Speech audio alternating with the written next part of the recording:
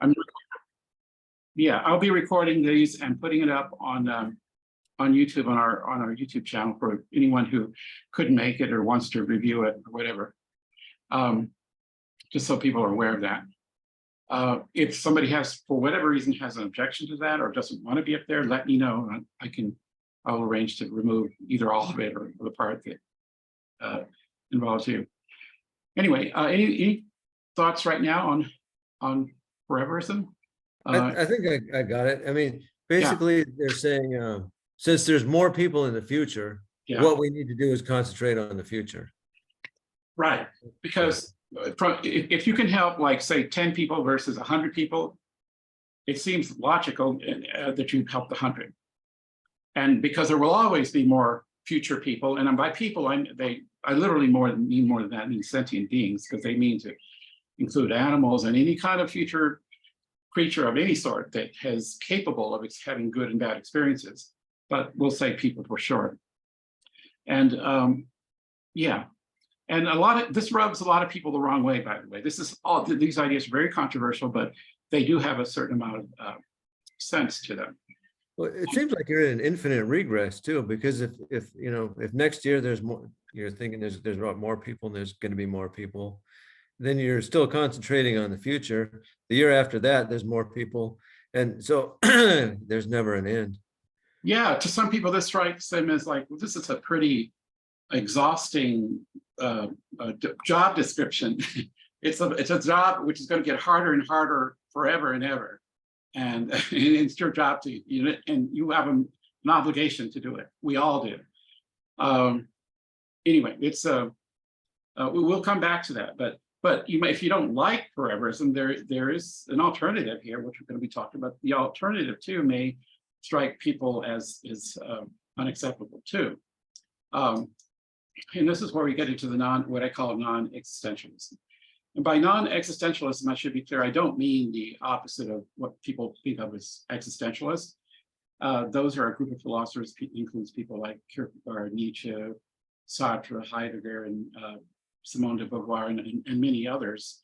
The existentialism in that sense just means a concern with not so much how to face existence the way it is, right here and now, how to deal with it and cope with it, rather than speculations about the future, the distant future.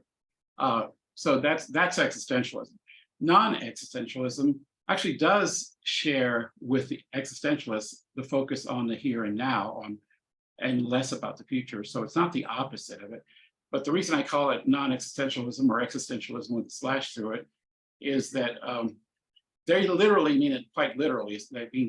They're promoting non-existence, that is, the complete removal of beings like us, or any conscious being like us. And by removal, they don't mean things like genocide or suicide or omnicide, as they call it. No, they are motivated from a moral, ethical point of view. And this view is that here we are, those of us who were already born, already here. For us, it's too late for us not to exist. We're already here. For us, the best thing for us is to try to make the most of our lives, both individually and collectively. That's what what all animals do that are alive, and to interfere with that is to do harm. However, they said that's not true with regard to beings who don't exist yet, the non-existent. And it's those people who shouldn't, or non-existing, they don't exist now, that's the point. And they shouldn't be invited into or brought into existence in order to be placed in our situation. In other words, it is morally wrong to bring more life into the world, okay? Not to diminish what's already here. It's too late to fix that.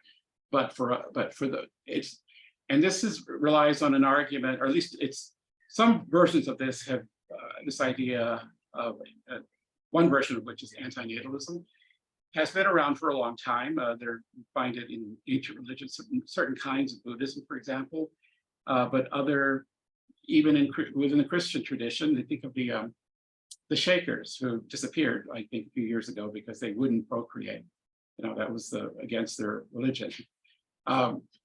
Or they're also the see, what was it I'm thinking of, well, Schopenhauer, for example, is famous for having this a view like this. But more recently, David Benatar is a South African philosopher who about 20 years ago or so wrote a very influential book called Better Never to Have Been, and which he offers a very, very, very precise and very exacting analytic argument for why it is that it's wrong to bring new life into the world. It's caused a lot of controversy. A lot of people don't agree with him, and he's got lots of critics, but he has grown in stature in the past 20 years because of the, it's very hard. It's a challenge to find the flaw in his reasoning. I mean, people think they find it, but it is, we'll be discussing that briefly later, but it is, it's a pretty difficult to deny, to dismiss case. Maybe there's a flaw in it, but if there's a flaw in it, that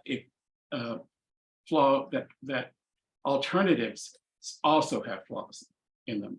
And we'll get into that a little bit later. But that's just one form of non-existentialism, which is antinatalism, the idea that we should stop bringing more people into the world. Not eliminate the people who are already here, but it's too late to help them, according to the non-antinatalists, but to future people. But there's another group, more recent group, called, I call them the existence regretters, who don't necessarily have any recommendations about whether or not we should bring more people into the world, but they do make a pretty good case for saying that if we're rational, we ought to regret being here ourselves. And unless we're going to, either that or we have some explaining to do.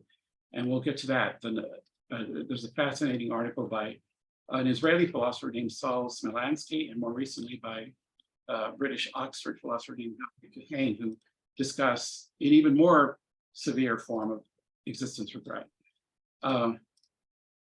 And briefly, the idea behind this, and we'll talk about it more later if we want to, is this, that if you stop and think about it, let's confine ourselves to historical events since we have recorded history.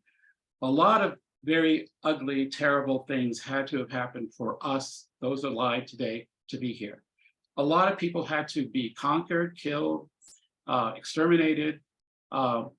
Wars had to be, genocides, wars, all manner of evil, horrible things had to happen in history. And as a result of all those bad things, those of us alive today are here. If you think those are really bad things and the world would have been a better place without, say, the Holocaust, for example, then you're implying that your own existence you would be willing to give up being here in return for having those bad things not happen. Because all these things, these past calamities, whether human caused or not, but even if we just stick with the human part of it, shape the world in such a way that our parents and grandparents and great-grandparents and their ancestors came together, and exactly the time and place they came together, producing exactly the generations that would ultimately lead to us. And had anything in that history been a little different, especially large events like the Holocaust or World War II or the pandemic, for example, an entire different set of people who would have resulted from that in the future from that event. And so that unless you're absolutely okay with all the horrible things that have happened in historical time that went into producing us, unless you're happy with that, then the alternative is to say, well, maybe it's rational to have regretted my own existence, because if my existence was dependent upon these terrible things having happened in the past, then maybe I should regret. I should feel some pangs of guilt for being here, because if those things had not happened, maybe a different set of people would have been here, but it wouldn't be me. I would not have benefited from these things. In other words, we benefited from all past historical events. That's exactly why we're here. Okay, that's historical existence regret. But it gets even worse with Kahane's article, which you can find in the write-up, because he talks about biological evolutionary pain and suffering.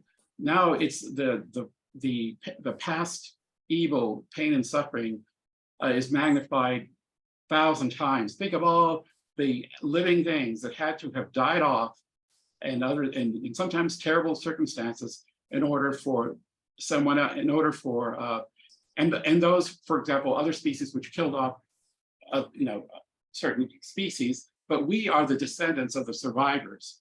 In other words, if our ancestors had not wiped out other people, we wouldn't be here. A different set of creatures would be here, but not us.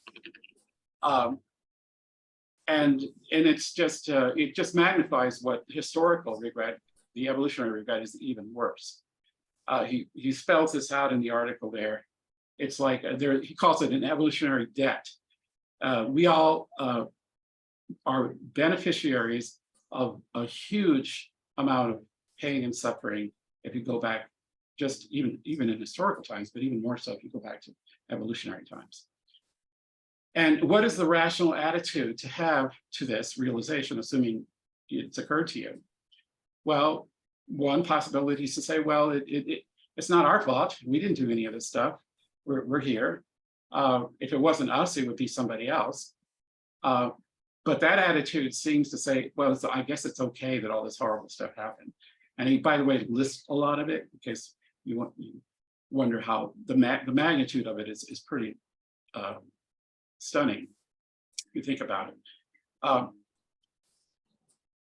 So this is another group of people who they don't necessarily aren't the same as the antinatalists, but they do make a case for saying that it's not such a great thing that we're here. And it does raise some questions about, well, maybe what should we do in the future? Should we maybe stop being here collectively? Or are we under some kind of moral obligation as we become more and more aware of this history of pain and suffering that resulted in us knowing what we know now, maybe in our ancestors, or whether evolutionary ancestors or historical ancestors didn't know about this, but maybe they didn't. And to that extent, you can't blame them. But now that we do know, are we excused in terms of in persisting and continuing to exist, or in planning to exist forever, like the Foreverists? So the non-existentialists are actually 100% opposed to the Foreverists. They're on opposite extremes. One of them thinks that life is great and wonderful, and the more of it, the better, forever and ever. The other thinks that it's not so great, and maybe we should start planning our exit. And it's the exact opposite.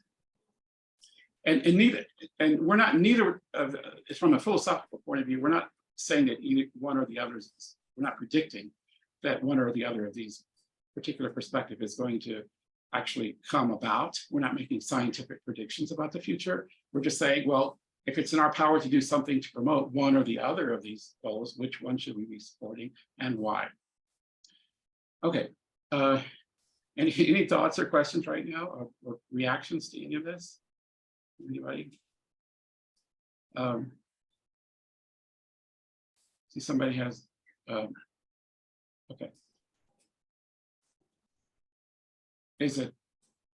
Does anybody think either or both of these views are crazy or anything? Go ahead. Let's see. Michael, go ahead. Are you there? Yeah. Go ahead.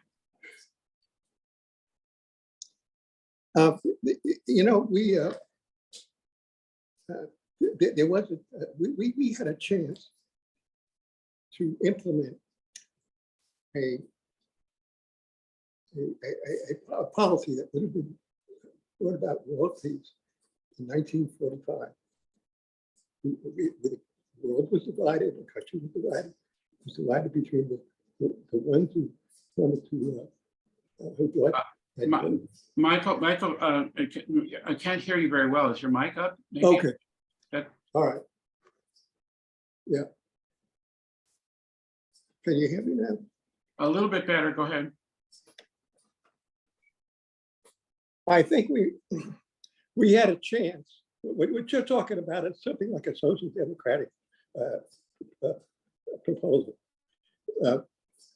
Dag Hammarskjöld, for example, and others, and also an economy that was for the individual and for the individual immigrant. That's what we could have had in 1845, because that's what Roosevelt was aiming at. That's what he's going for. Okay, okay, Michael, I'm really having trouble hearing you very well. I don't know if anybody else is having trouble.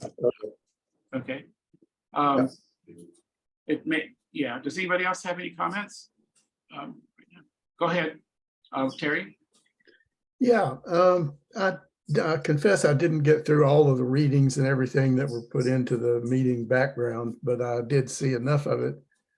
And in listening to how it's opening up here, it seems to me there's an elephant in the room with respect to both the non-existentialist position and the effective ethics position, looking in terms of population, future population, present. The elephant in the room is the fact of the sixth mass extinction, which in the scientific community is pretty well acknowledged that we're in it. And if in fact the numbers are going to go down, that really kind of puts this whole conversation in a different light, does it not? Yeah, could you explain for us what you mean? I think I have an idea what you mean, but what do you mean by the sixth mass extinction? Well, there's a, if it's not unanimous, it's a very weighty consensus within the scientific community that the Anthropocene epoch that we've been in, geologically speaking, going back our 250,000 years or so as humans, Homo sapien, for the last 250 years, we've been in this industrial revolution that has basically killed the ecological status of the planet, where there's no longer any habitat for life, or at least it's diminishing so fast, there's no backing away from it. Yeah. Until somewhere between 50 and 90% of the living population on the planet, every species are just not going to be here. Right. Well, you know, I'm aware of what you're talking about. But what is the, from what you know, what is the time frame which people are talking about? Are they talking about generations, the centuries, or 1,000 years, or what? Roughly? The more conservative estimates place it within this century. Within the century. Within 100 where population will be halved by the end of this century is pretty widely head nod, as near as I can tell. I mean, I've stayed pretty much on top of this for the last decade or so. The human population, or is that or all life? The human population. Well, we're losing other species by the hundreds by the hour. Right. And some of them are linchpins like bees. Right. Okay. And fisheries. Right. So is the idea that what's going to cause this extinction is the damage we have done to the environment and the planet? Primarily, yes. It's the loss of habitat. Right. That our way of living in an industrial age has just destroyed the future of the habitat for life. So it's anthropogenic. It's human caused, right? Yes. Yes. As opposed to say that maybe there are natural things that bring about these extinctions. Well, yeah, you go back 60 million years, you look at the asteroid that killed off the apex predators then, which was the dinosaurs. Well, we're the dinosaurs today. Right. We're the apex predators on the planet. Right. And in most of the half dozen extinctions so far, the apex predators have been the ones in the crosshairs. Right. Of the extinction events, like the dinosaurs 60 million years ago. Right. So they're the first ones to go. You know, typically. Okay. Yeah. Now, to your question, the answer to the question of what's the timeline, that's kind of all over the map. Some say it's as few as the next couple of decades. Some put it beyond into the early stages of the next century, but there's very little dissent from the view that it's happening. Yeah. Yeah. Yeah. I've certainly heard of that view. And what's interesting is that there is a, well, maybe I should discuss this. Even I was going to bring this up till much later but it maybe it's all mixed together because what you're describing though is what the science tells us about, given what we know about the world. This is the direction things seem to be going. If we take in all that we know, so this is in a way a kind of prediction that within whether it's a few decades or a century or two, that we're going to be wiped out, or at least severely. Well, the way that I want to factor it into the ethical discussion, and my own thinking, at least what I've been doing, is thinking it's not so much a question of what, if you're looking to the future of the species, it's not so much a question of how many of us there are going to be, as it a question of what kind of habitat are they going to have to live in, even if there's only 100 of us left. Right. To me, there's a moral imperative toward that 100. And if there's 10,000, so much the better. You see what I'm saying? Yeah. So with this scientific position in mind of the sixth mass extinction, how many are here of a future generation becomes a different question when you think of it in terms of numbers, when it is literally the survival of the species at stake. Yeah. The smaller the number, the worse. But that's the direction we seem to be going in, the very small numbers. Right. And if it's that small, it could even be zero. If, you know, as you probably know, there have been historically, anthropologists, there have been what they call bottleneck periods in our history when various natural disasters almost wiped us out, in which there were just a few 100,000 or so humans left, but it could easily have been zero, you know, and then we would never be here. Well, for the foreverist perspective that come into play here, that idea, or the transhuman perspective, I guess it is more, there's the idea that whatever humans are going to be 5 centuries from now, it's a very different genetic strain than what we are today. Right. And it really kind of puts everything in a context of mystery, as opposed to even a scientific prediction or framework for understanding. Right. I think you're touching on something which I'm going to talk about more when I get to the non-identity problem. But I will let Mary talk right now. Go ahead, Mary.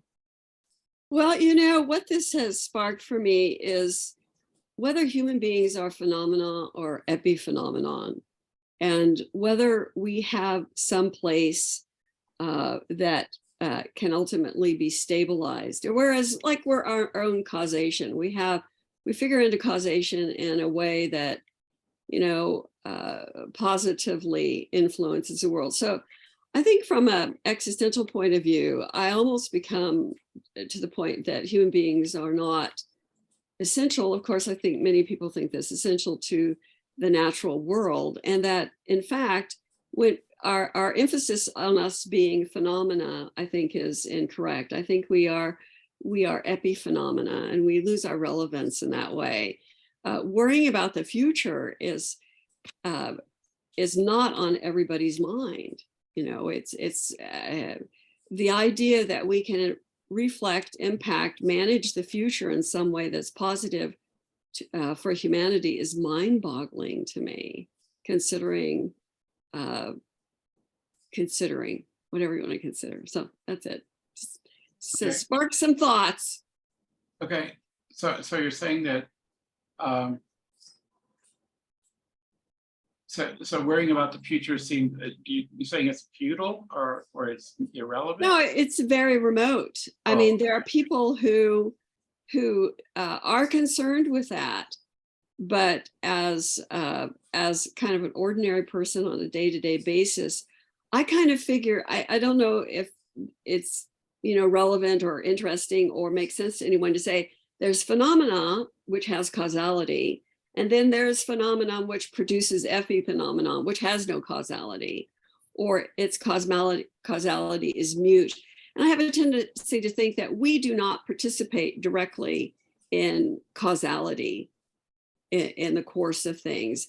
It's almost like we are a random process, as opposed to maybe what might be considered observable processes that extend through time and space as we know it. But human beings so remarkably affect things that have time and space and do not appear to be random, that I have a tendency to think we are random. And as a result, how could we survive into some future in the way that we understand ourselves today? Yeah. Thanks, Mary. Let's see, Bill, go ahead. You have your hand up. You there, Bill? Oh, there you are. Yep, I'm here. Thanks for calling me. I'm going to put my cell phone to my computer. On a second. All right.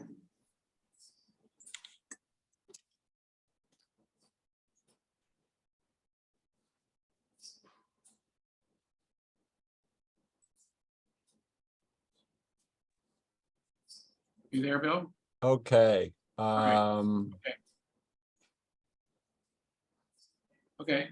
I should be viewable there, and you guys can hear me, right? Yeah. Good to go. Yeah. Oh, my volume's not on. Okay, there we go. You can hear me? Yes, I can. Okay. Sorry for that delay. So I want to build on what Mary was talking about and rephrase it in terms of a distinction between structure and agency, because social scientists talk about the structure agency debate, and it captures a lot of what Mary was saying. The structure side of the debate says that human collective equilibria are driven by structural causation so fully and completely that humans have no agency.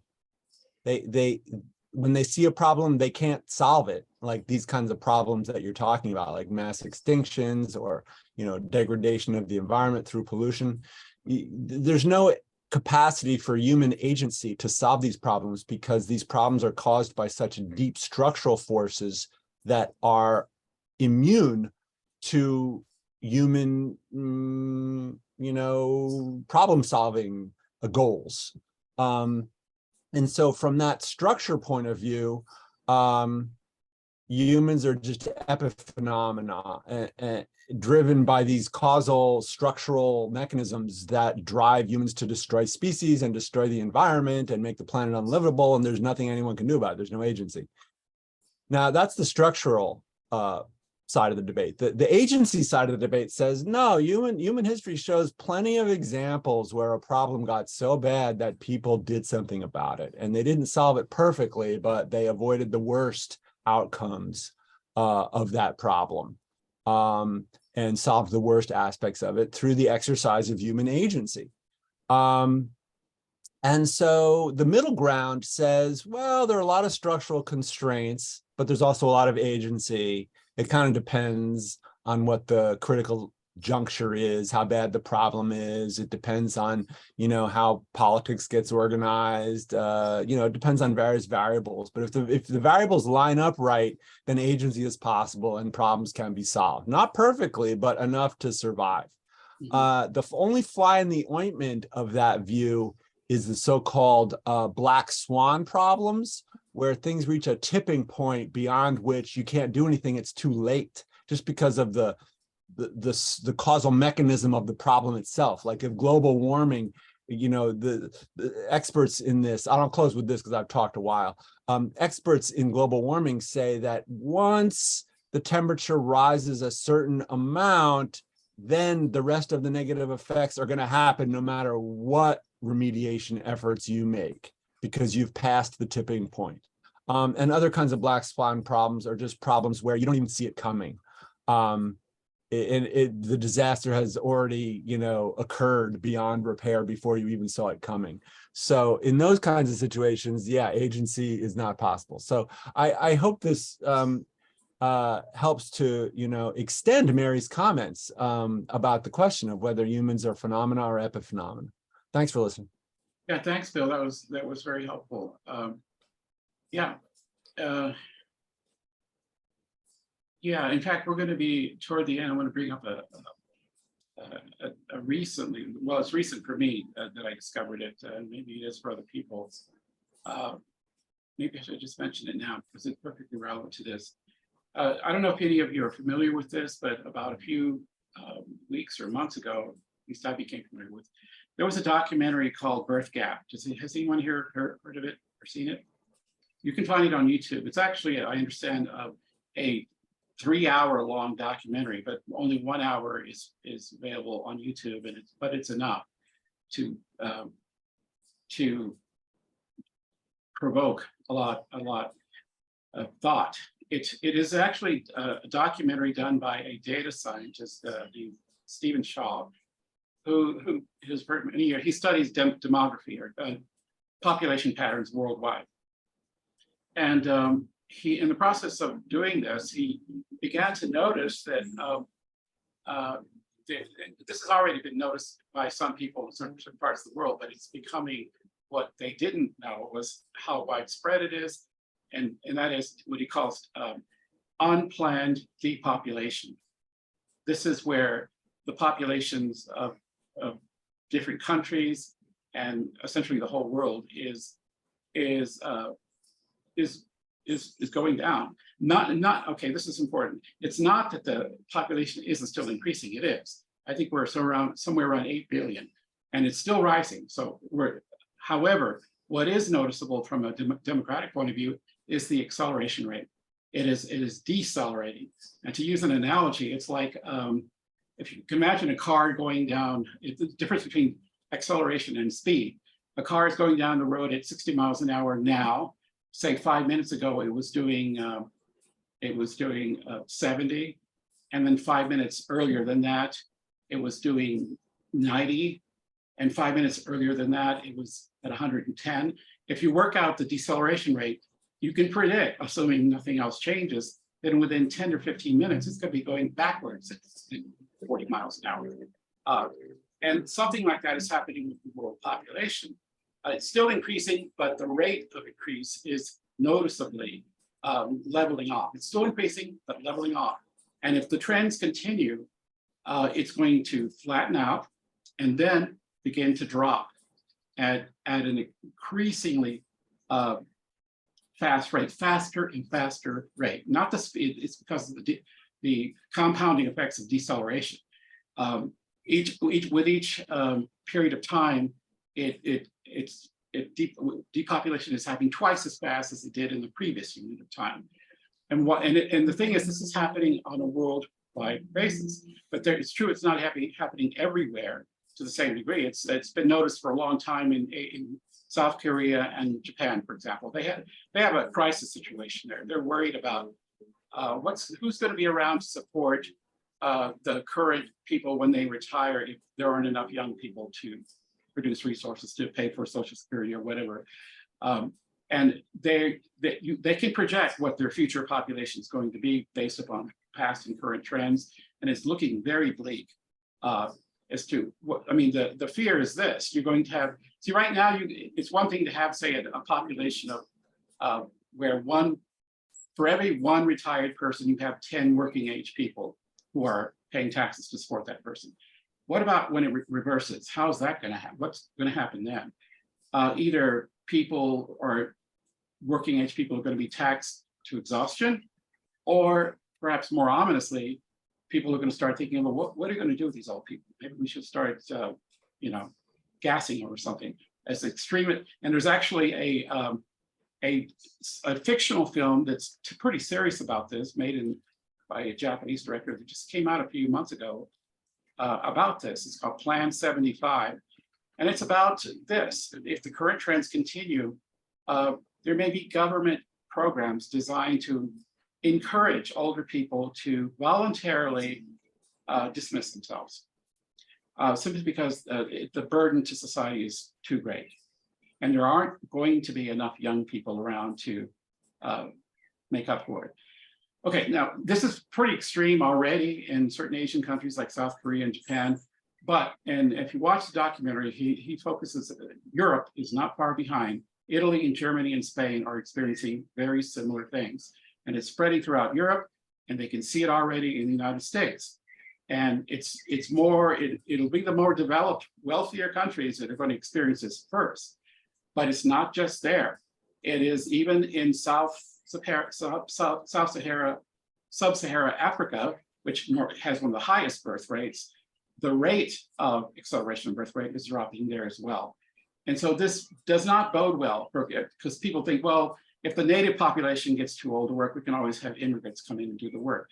But as I think Elon Musk was asked about this, he said, where are those immigrants going to come from when these countries that we think of have a surplus of people stop having a surplus of people?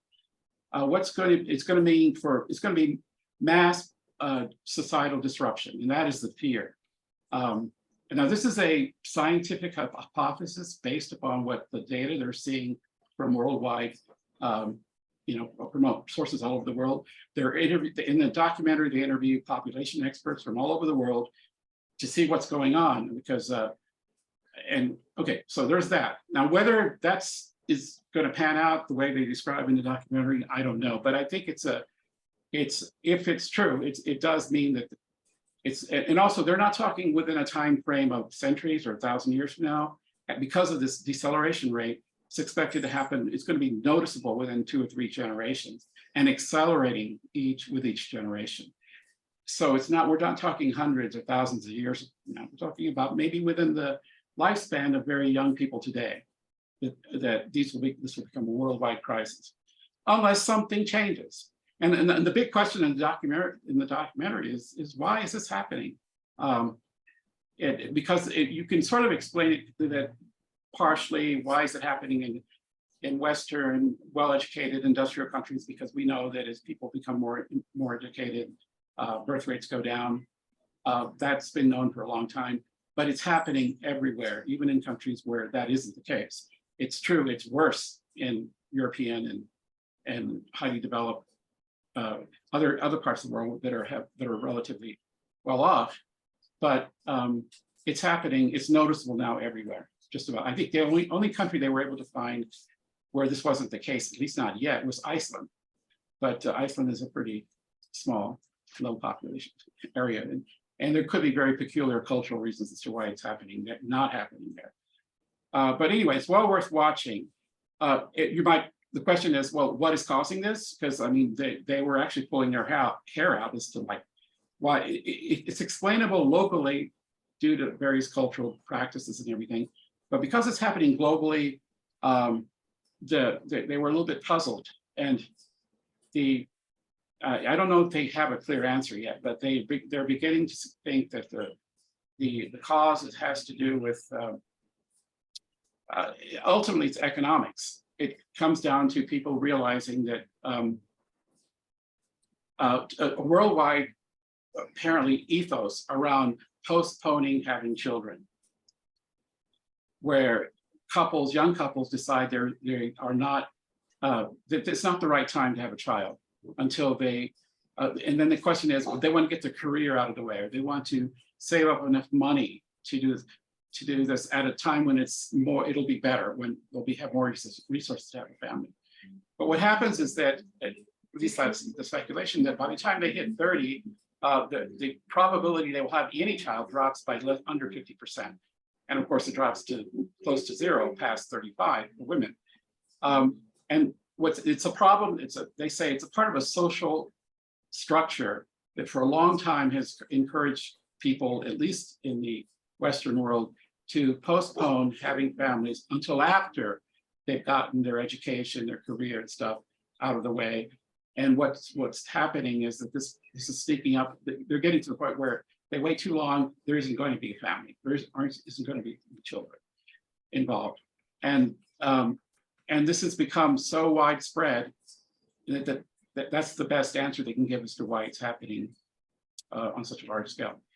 Now, this is a documentary. It's not by philosophers, or it's basically an alarm, sort of a bit like climate change was about 20 or 30 years ago. These guys sound pretty serious, and they're consulting the best experts in the world they can find to explain why this is happening. Whether it really is, whether this is alarmism that is not justified, I can't say, but I do think it's an intriguing documentary. So, assuming that something like this does happen, that the world depopulates itself, not through some horrible calamity or asteroid striking us, but because of our own widespread social practices that are creeping and pulling our strings, whether we realize it or not, on a mass scale in the direction of depopulation. And if that's the case, and because of the speed with which this is happening, it may, ironically, it may solve the climate change crisis, One way to solve the climate change crisis is not to have any people around to experience the bad effects of it. And because the speed of this depopulation may outrun the effects of the climate change practice, consequences of this more severe consequences of climate change, it may not solve the problem for those living things still here after we're gone, but it will solve the problem for us because we won't be around, or none of our descendants will be around to experience it. Anyway, so there's a link to it in the write-up if you guys want to watch it. I do recommend it. I'm not sure what to make of it, but it is an intriguing story.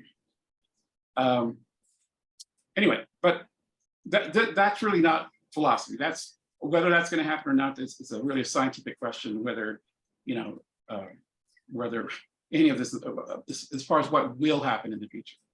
I do want to get back to the philosophy part, and that is to do with. And this has to do with really what we feel we ought to do, given if we want to act responsibly, if we want to do the best we can for not only ourselves, but for other sentient beings in the world, those who are here now, as well as those who aren't here yet. What is the responsible reaction we should be doing? What should we be doing? And I want to go back to and talk a little bit about. Well, before I do that, though, I think Mary has a comment. Go ahead, Mary. Are you there? Your mic is not on. Oh. Yeah.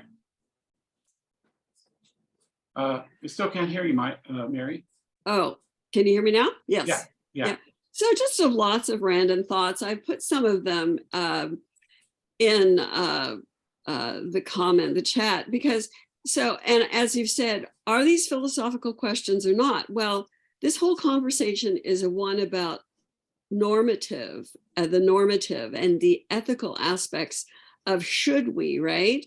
So I don't see any I don't hear any absolute vocal response that these are the goals that humans should seek, which is the betterment of future humankind. And in fact, it's such an anthrocentric conversation. It almost makes me wonder if consciousness is just ultimately anthropocentric. So just lots of thinking. And so let me ask you, Victor, what are we talking today about whether or not we agree that the ethical goal is the efficient and effective good acts of good that benefit, and we would assume that these would benefit us as well. But on the other hand, there may be considerable sacrifice for those in the present in order to benefit the future. So do we have a central philosophical problem that you might identify for me? If that's a good question at all. Otherwise, you can ignore me. That's it. All right. Well, okay. Let me, I don't know if this is quite what your address is here, but I'll try to get to the philosophical side of this, and just actually right now, might as well. Derek Parfit asked in this book back in the 80s, what is the correct population we should be shooting for? He's thinking about human beings. At that time, everybody was worried about overpopulation. They weren't worried about depopulation, which is the latest worry. They were worried there would just be too many of us. So he asked, in the process of trying to answer that question, and somebody else mentioned this already in this discussion and it has to do with identity, is in order for us to care about anyone, either now or in the future, there has to be some point of connection between you and them. We don't normally, for example, care in the same way about the food we eat or our excrement as much as we care about ourselves, with the people who are alive. It's true that the food you eat eventually becomes you. The molecules in that food is you. And then when we die, we become molecules again. But our ability to empathize and to be concerned about these future molecules we will all become diminishes. In other words, we can care about ourselves and the people around us only so long as we can see a connection, a sense of which that person there who's alive right now will still be around 10 years from now. So I care what happens to them 10 years from now or 5 years or tomorrow. So what is the, what it seems to be that there one criteria for caring or being concerned about anything or any living thing or person is that there be something that you can point to and say, it has a structure, an organization that I can identify with. If that structure or organization changes too much, there comes a point in which we stop, or at least gradually begin to lose that connection. For example, to use most of us, who are alive today, if you have children and grandchildren or great-grandchildren, you care about what happens to them. But what about your children 10, 20, 30 generations down the line? What percentage of your day do you think about them and their well-being? Or to put this in perspective, do you think your own great-great-great-great-great-grandparents spent 5 minutes of their lives thinking about your well-being? And why wouldn't they? They might have been concerned about their children and grandchildren and maybe beyond that, but with each, the distance between the being who's doing the caring and the object of that caring, as it increases, our ability to understand the basis for that caring diminishes. The basis disappears. And that could have to do with, in fact, it does have to do with our psychology, which evolved to be the way it is, because we were most concerned about ourselves and those near us because we interact with these people. But the less we interact with them, the less and less it becomes psychologically capable. We're less psychologically capable of devoting as much energy into caring about them the further away they are from us. Now, there are philosophers who say that that's wrong-headed. They want to say that goodness, it consists in minimizing pain and suffering, no matter who is experiencing it. These are the utilitarians and the consequentials. They want to separate this personal connection you have to people and say that that's being selfish. The reason you care about your children and grandchildren more than your grandchildren is because these people are closer to you. They're closer to, it's closer to being a self-concern. Whereas the abstract people 10 generations down the line, it's very difficult to work up much concern for them. But the utilitarians would say that's wrong, because what's right is always that which maximizes the greatest amount of happiness and or minimizes the greatest amount of suffering. And anything that is not focused on that is essentially immoral, selfish behavior. You're concerned about yourself and what impinges upon you. And this comes out in Parker's. Okay, here's what he means by non-identity. I'm going to use 3 examples that help illustrate this abstract concept. They're in the write-up, spelled out in great detail, but I'm going to use start with one of them. This is an example he used himself in his book. Suppose there's a 14-year-old girl who wants to have a child. Most of us would say, that's not a good idea. Why is the question? Well, there are 3 possible reasons. They're not exclusive. They could include all 3 of them, but one of them is that it's bad for that 14-year-old girl to have a child at 14. Another is that it's bad for the child, for her to be had when its mother is 14. And another is that it's bad for society as a whole, in which that 14-year-old and the child will live in, for people that young to have children. So let's go down the list of those each one at a time and see if we can pinpoint who suffers, who's harmed by this 14-year-old girl wanting to have a child. Is the girl herself harmed? But the assumption here is that she wants this child. It's not that we rule out the possibilities that she was raped, that she was under peer pressure, or in any way pushed into this decision. Let's assume it's a case of where she wants to have this child. It's difficult to say that she herself is being harmed by having this child at 14. What about the child?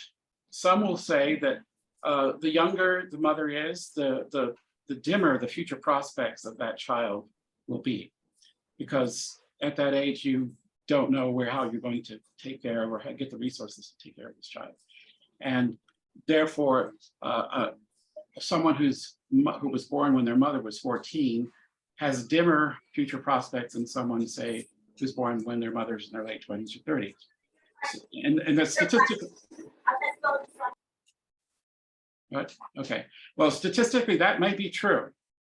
However, this is where it gets complicated. Here's what the non-identity problem comes up.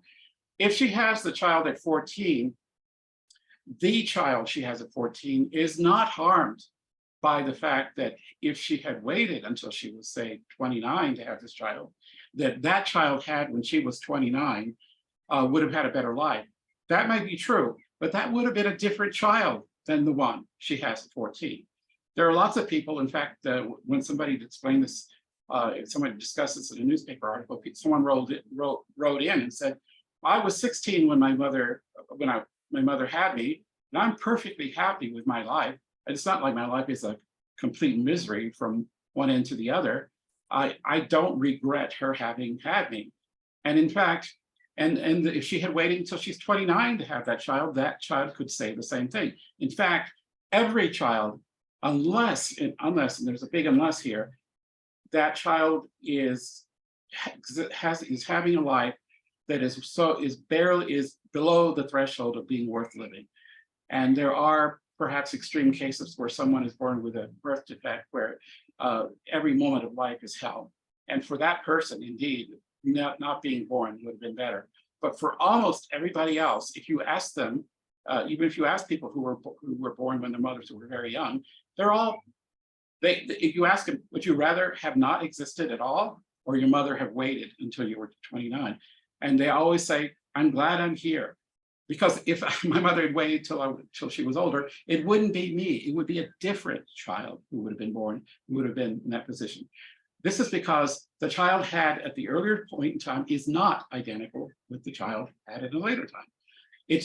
Unless you are speaking abstractly and you mean, well, whatever child you have, that child will do better if the parent was older, but not that particular child. That particular child has, unless its life is so horrible that it isn't worth living at all, ought to be grateful to be alive because their mother had them when their mother had them, regardless of what age that was.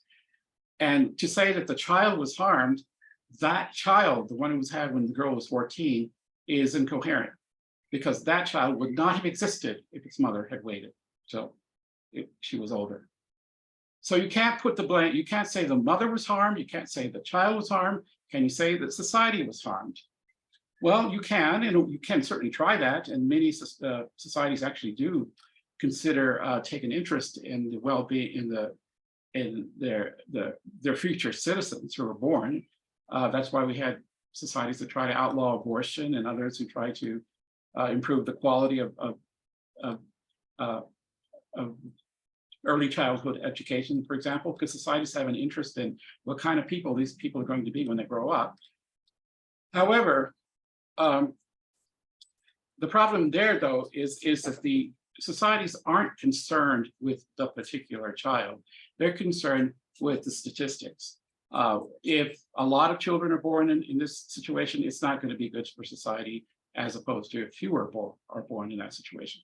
They're concerned with abstract children, the numbers. And so it's not that child who's being harmed. I'm sorry, it's not the child they're concerned about. It's some social situation that they're trying to avoid. So in case that isn't clear, let me give two more examples. And it's not the specific individual case, it's the common thread in all these examples that is what the non-identity problem is. Another example of where it comes into play is the climate change. if suppose we a frequent concern that people have about anthropogenic climate change is that through choices that we make right now will affect the quality of life of future generations. Therefore, we must take care now not to engage in behavior which will diminish the well-being of these future people. Otherwise, the assumption seems to be these future people will have diminished lives as a result of our irresponsible behavior now. And so they will have a moral claim against us. They will be able to blame us, and they'll be entitled to do so for the negative consequences that we set the stage for that they have to live with, okay? This is one argument that's sometimes given for why we should be concerned about climate change, because it's going to have a very negative effect on future generations. But there's a problem here, a conceptual problem that's related to the 14-year-old girl case. To the point where this is, it makes one wonder whether this kind of thinking is coherent. Because suppose we do trash the environment thoughtlessly, and the quality of future life, the people of future lives is diminished thereby. If you were to move forward in time and ask these people who would be born in a world that we trash right now, and if they would have preferred not to have existed, even if the quality of their life is very poor, even if they only live a few decades, if their lifespan is only 30, 40 years, but you were to ask them, would you rather not have existed at all, or are you happy to have the life that you have right now? Just like that child who was born when its mother was 14, they don't have a reason to blame us. That would only mean if those children had been the same children that would have been born if we had behaved differently. But the fact is, our actions now, our collective actions now, will result in different sets of people in the future being born than the ones who would be if we behave differently. And so you can't say that those people in the future, whoever they are, and no matter how poor their quality of life is, that they will have a good reason to blame us for having trashed the planet. Okay, if they were the same kids that we would have had, that would have come into being as a result of had we behaved differently, then yes, but they won't be.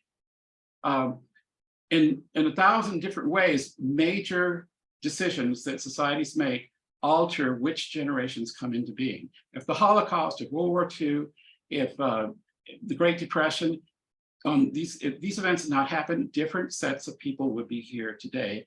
It would have been the children, or to even better example is the evolutionary case that we talked about earlier.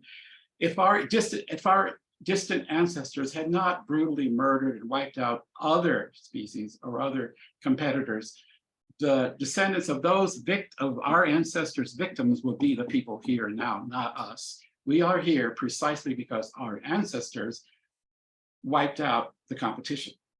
And that's what natural selection is. And it happens on a smaller scale every day with every action that people take. So they're not to summarize, the non-identity problem can be summarized in this way. It's that the actions that we take individually and collectively actually determine who it is who will be around to experience their consequences in the future. If we do one thing, one set of people will have to deal with the fallout of our actions. If we do something else, a different set will have to deal with those fallout of our actions. So that it isn't those individual particular people then or now that are going to suffer. Now, there is a way, if you don't like this, this seems to suggest, well, that means that we don't have to worry about climate change, or you can do whatever we want to do. Well, not necessarily. It could be that it depends on what your moral view is. The utilitarians, the consequentialists will say, look, it's not the individual people that we're worried about, it's the collective pain and suffering of the world. We want to minimize that. We want to maximize the pleasure and happiness and minimize the pain and suffering, no matter who is experiencing it.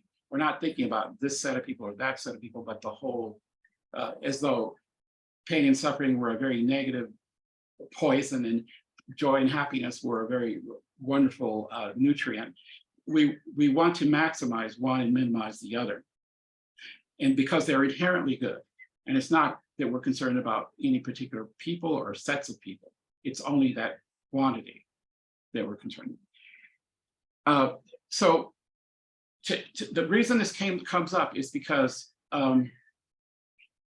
okay, Parfit imagined these different alternative worlds to compare, to make a comparison, to try to figure out what is the ideal number of people we should have in the world. He starts out with the first possible world is this: a world in which there are 10 billion people who are 100% perfectly happy. Wouldn't that be a wonderful ideal, he said. Would that be a less or a better world than, say, a world with 20 billion people who were just 80% happy? That's twice as many people, but they're still happy, but a little bit less. Then you keep going like this. How about 100 billion people that are only 20% happy? That means they're 80% unhappy. They're still, if you ask them, they would say, yes, I'm happy to be alive.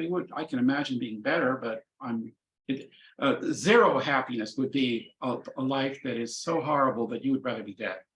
So anything above zero is a life, quote, worth living, even if only barely so. That 100% would be like heaven. And then you can imagine, so here's the reductio, the absurd conclusion.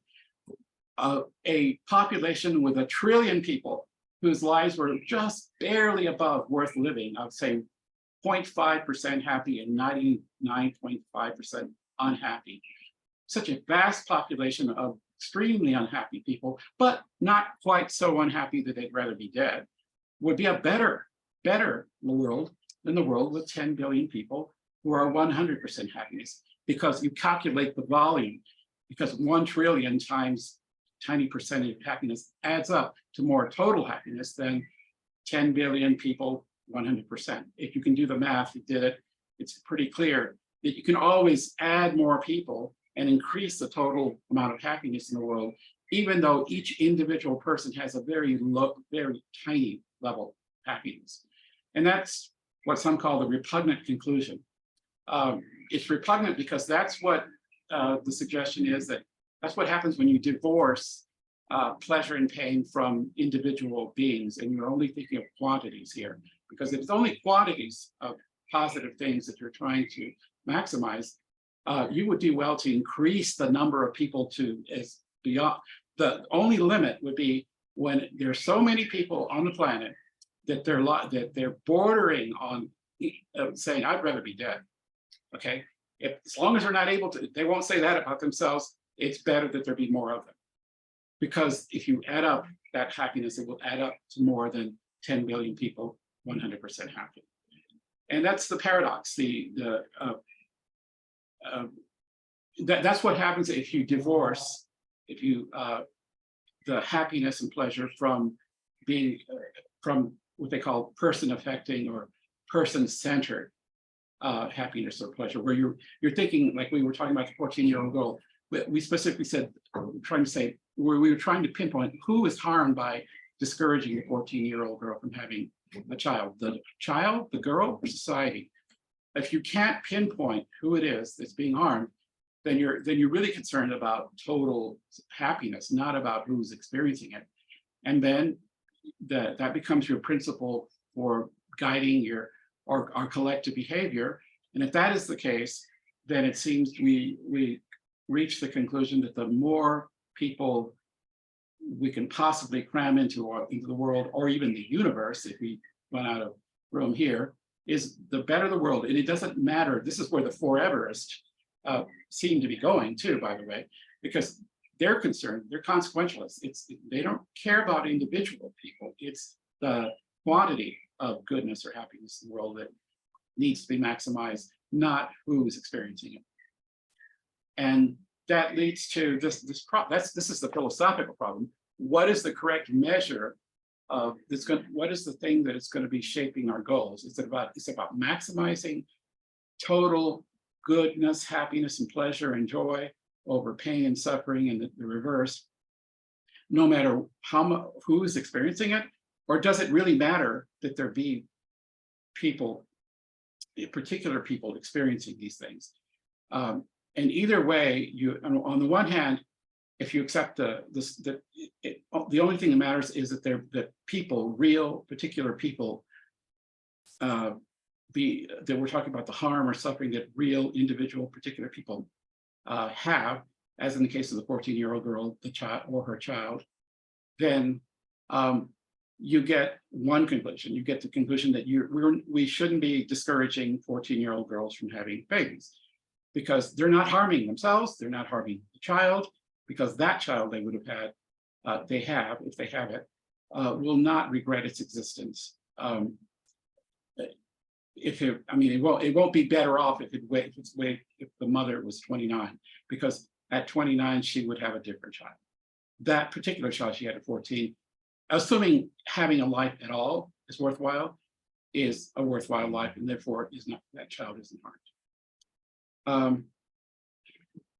I'm gonna pause here for a moment. I could give one more example of this having to do with deafness, deaf couples wanting to have deaf children and genetically choosing embryos that will result in a deaf child. I'm not going to go in much detail on this, but it's the same idea. If a deaf couple wants to have a deaf child, who is being harmed if they choose to bring to term an embryo that was genetically modified so the child would be deaf? This is what they desire, and they have good reasons to do so. There's a whole story behind that, but assuming that's what they want, are they harming that child? And if they're not, who are they harming? Or maybe they aren't harming anyone. But many people are repulsed by the idea that someone would intentionally create what most people would consider a disabled child on purpose, even if that particular child would be grateful to be alive were it born. It's another example of the non-identity problem, because it's difficult to say who or which child is being harmed here. Anyway, I want to pause here for a moment. Michael, you have your hand up? Hopefully we can hear you. Go ahead. Can you hear me? At the moment, yes, go ahead. Yeah, okay. The problem here is that physically, outside of language, you don't have contradictions. So the way we act, including what we would point out, set aside and point out moral behavior, is the result of different variables matching up in different individuals at different communities at different levels and so on. And there's no contradiction among the variables. Like with this girl, either she has an abortion or she doesn't. But the description of the situation is that it's a contradiction. It's not a contradiction. No. The reality is that both sides, it's a contrary. You're saying in every case, all girls should choose an abortion. That's false. And in every case, all girls should not choose an abortion. That's false. Mm-hmm. Or it could be false. Yeah. And so what you're dealing with, you're optimizing the situation when you're trying to see how the variables work out and balance each other. Yeah, but Michael, the question here is our judgments of the 14-year-old girl. If we could either judge her harshly and say she's doing something wrong, or we could say, no, she's not.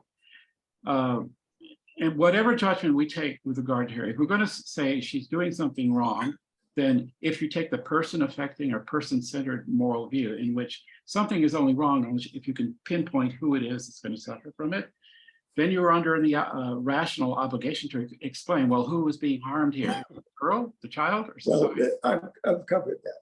Yeah. Okay. Now, one could, I'm sorry, Michael, you could also say that you don't have to take that view. You could say nobody's harmed because more people in the world is a good thing, and no matter what age their mother is. That's another view one could take, but that requires taking what I was talking about earlier, the view that takes quantity of positive things like joy and happiness to be the thing that we're trying to maximize, not who is the vessel or the container of it. Let me take one. Well, let me take one last shot, and then I'll go away. In my view, animals have moral ethics in terms of fairness, monkeys fair things with each other. Yeah, I'm having trouble hearing you, Michael. In terms, okay, how would you then Can you turn up your mic a little bit, turn off the mic? or turn it up? Turn it up. No, I'm using my my iPad, Oh, okay. and I'm talking right into the speaker. So if you can't hear it, forget it. Mhm. Can you hear it? Yeah, I can hear you right now. I can. Okay. The the point is that animals have more, in terms have fairness, assisting another animal that's happy, that's in trouble. There's a whole bunch of things that they have, what kind of moral behavior, what we call moral behavior, but they don't have a language to describe those behaviors. Now, for an animal to eat another animal or to help that other animal it's quite it's a behavior. It's governed by hormones, by the society, and the whole package of things that survive that are not contradiction. That there may be opposed to helping another animal, might be opposed to eating, but that's not a contradiction in nature. Yeah, That's well, a contradiction verbally. yeah. Well, I wasn't actually. As a description. Okay, it's not that it's a logical contradiction. It's that it is we have competing moral intuitions about this, in which sometimes even the same person is pulled in opposite directions. On the one hand, some of us do think that it's not wise for a 14-year-old girl to have a child, even if she wants the child. But it seems like we're under an obligation, if we believe that what's wrong or right about it is attached to harm being done to a particular person, to say, well, who is that person who's being harmed? On the other hand, you could say, well, it's not that this or that person's being harmed, is that this is not, in general, a good way to maximize happiness in the world, no matter who's affected by it. But whichever one of these views you take, that there are problems with it. And it's not necessarily a contradiction. It's a we have competing intuitions for which there is no obvious answer. At least for some people, it's very clear what the answer is, but there's no consensus about what the right answer is. Does anybody else have anything they want to say, or react to, or is something not clear? It's a little bit, not sure I'm the best person to explain this. There is in the write-up some excellent lectures by professors who can give you, who spell this out in greater detail than I did. And if you want to pursue it, I recommend checking one of those out. But anyway, anybody else have any reactions to this? Yeah. Go ahead. I just want to say, let me know when we start talking about effective altruism. I realize that's a different subject, but I'm looking forward to that point. But as for now, I'll just turn it back to you folks who want to talk about the current topic.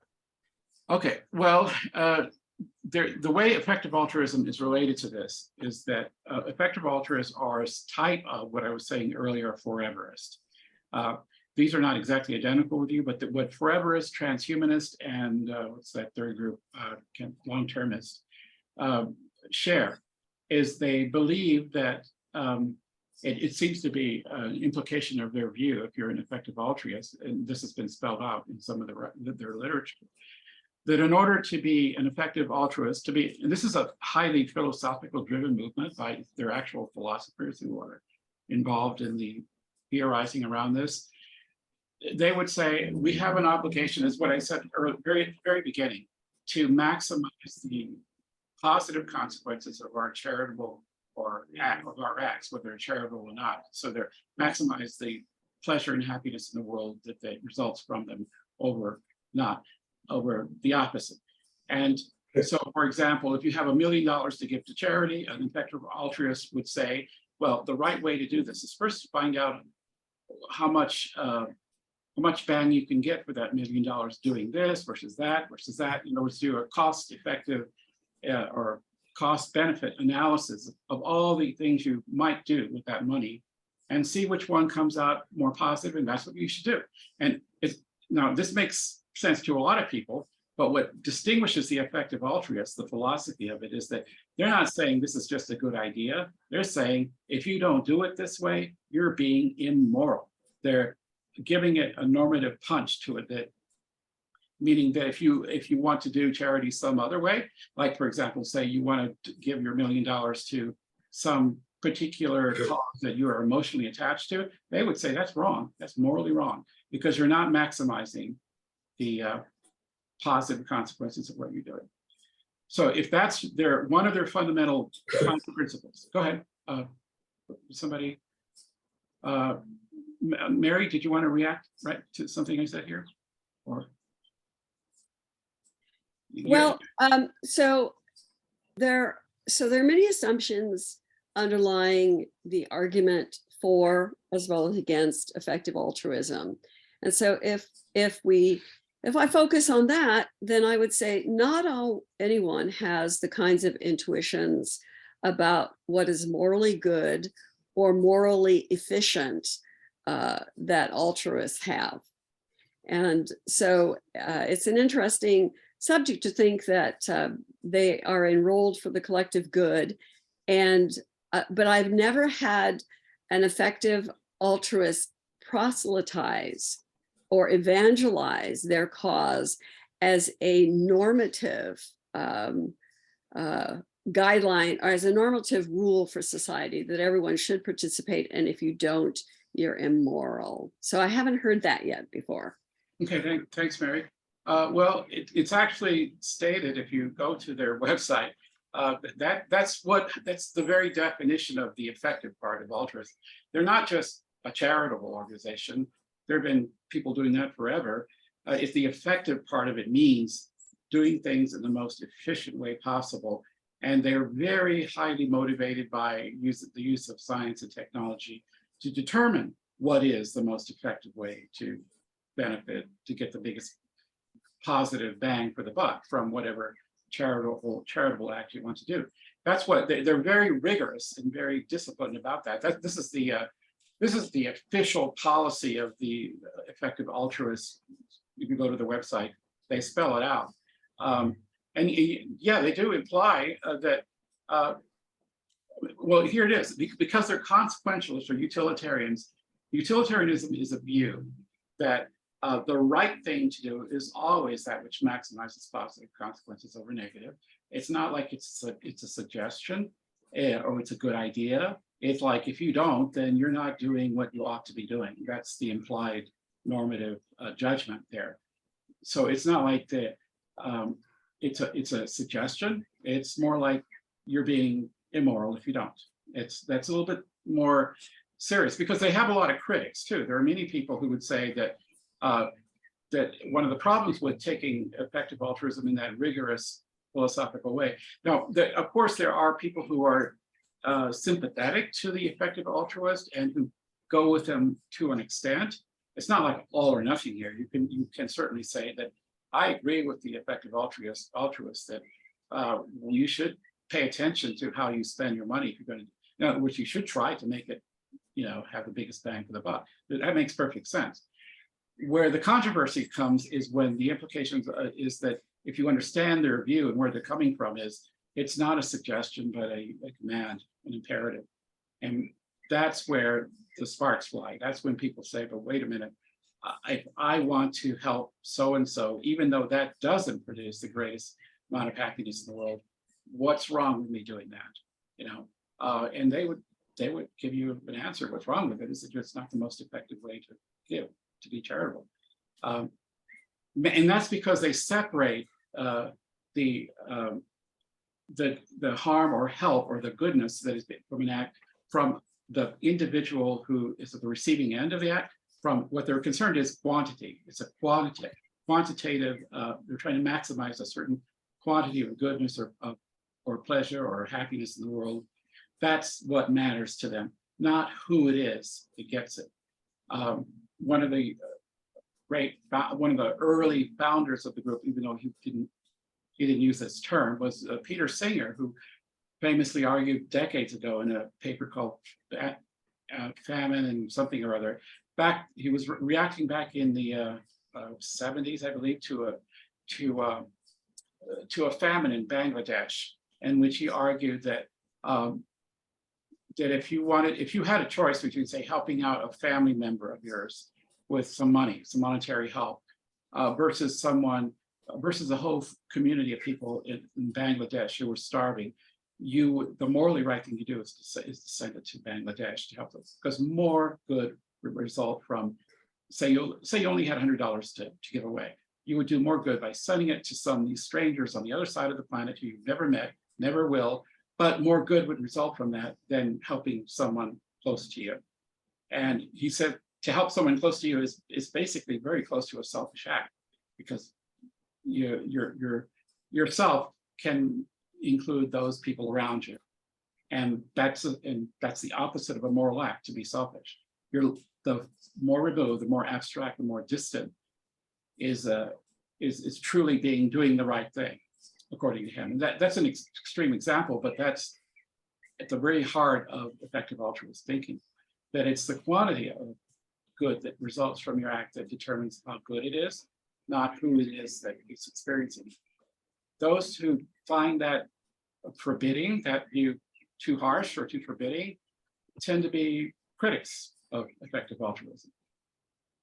And so, yeah, I don't know if that helped explain where they're coming from, but they do have an imperative packed into their view, that otherwise they're just being altruist like anybody else.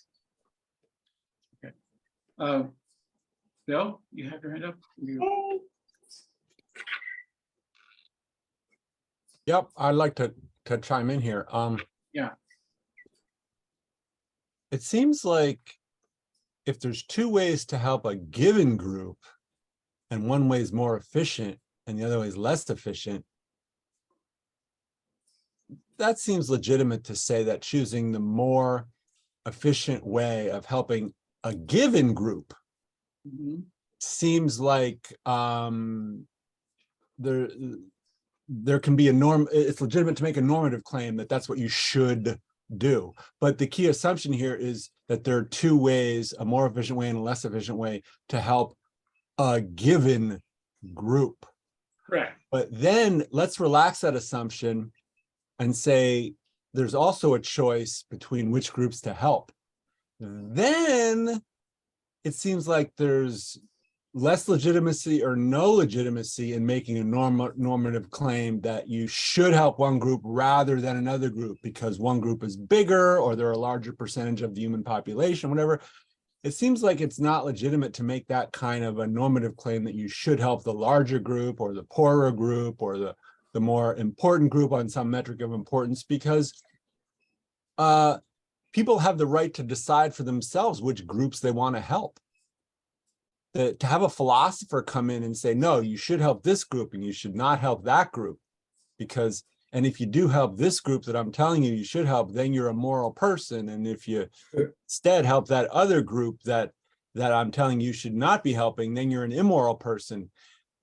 That seems like it raises the question, where does the philosopher's status of being moral judge of the chooser between helping one group or another group, where does his status as a moral judge come from? Like who elected him the judge of those choices between different groups as moral or immoral? It's more, it seems like it's a form of a priorism for him to claim, for the philosopher to claim that status of judge of morality, and a form of abstractism where it seems like a more defensible approach would be to say, let's actually, instead of looking normatively and a prioristically and abstractly from this so-called philosophers' high altitude perspective, let's actually look at real human communities and how they actually choose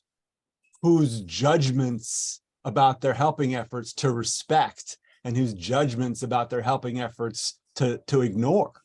They already, human groups already, they don't choose, well, maybe some of them do choose philosophers, but some of them choose religious leaders to whose judgments about, shoulds and shouldn'ts to respect. Some of them choose, atheists, communities, leaders about whose judgments to respect. Some of them choose politicians' judgments. Some of them choose scientists' judgments to respect. Some of them choose social scientists' judgments to respect.